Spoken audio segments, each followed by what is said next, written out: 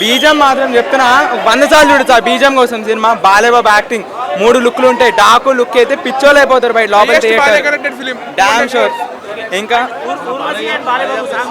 Super, అది ramp థియేటర్లో అసలు ఫ్యాన్స్ ఎంజాయ్ చేస్తారు.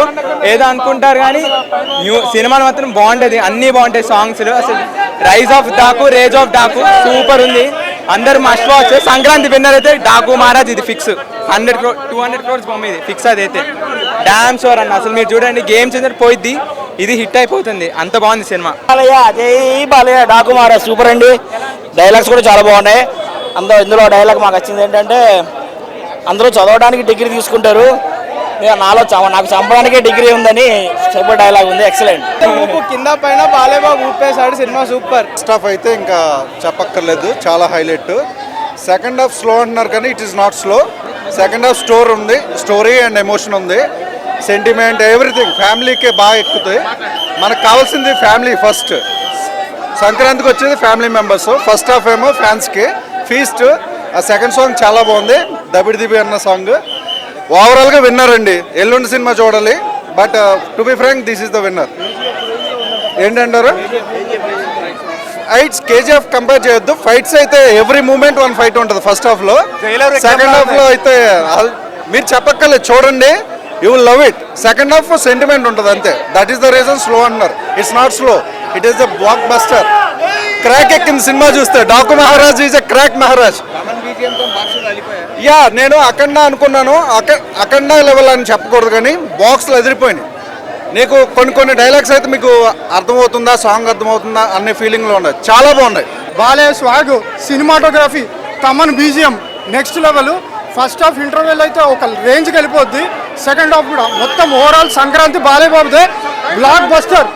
ఫైట్లు సూపర్. బాలయ్య స్వాగ్, ఆ ఎనర్జీ అసలు 6 months 8 monthsలో ఇట్లాంటి సినిమా పుల్ అప్ చేయాలంటే బాలయ్య బాబే. జై బాలయ్య, సంక్రాంతి బ్లాక్ బస్టర్. ఇప్పుడు గన్నులు పట్టిన బాలయ్యని చూస్తారు, కత్తి పట్టిన గన్ను పట్టిన బాలయ్య సాటి. Super. Background music అదిరిపోయిందమ్మా.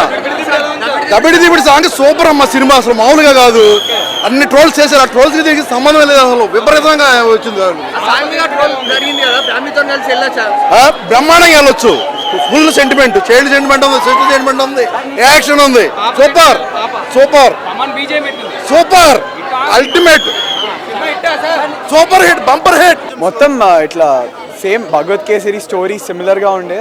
Women empower గురించి ఎక్కువ స్టోరీ నడిచింది. సెకండ్ హాఫ్ చాలా బాగుంది. శ్రద్ధ శ్రీనాథ్ ఇంపార్టెంట్ రోల్ ఉంటుంది, తన వల్లే స్టోరీ నడుస్తుంది అనమాట. ప్లస్ హీరోయిన్లు ఇద్దరు కంటే ఊర్వశి రోల్ ఎక్కువ ఉంది చెప్పాలంటే. ఫస్ట్ హాఫ్ అంతా చాలా బాగుంది. డైలాగ్స్ అయితే next level elevation scenes.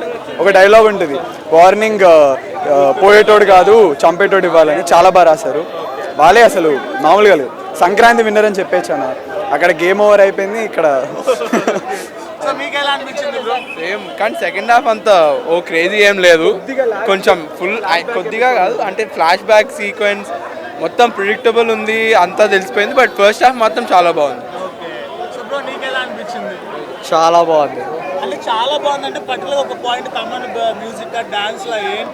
Thaman music BGM చాలా బాగా కొట్టాడు. అసలు చాలా బాగా అనిపించింది. బక్కోడికి రజని, పండోడికి బాలయ్య, ఇది ఫిక్స్.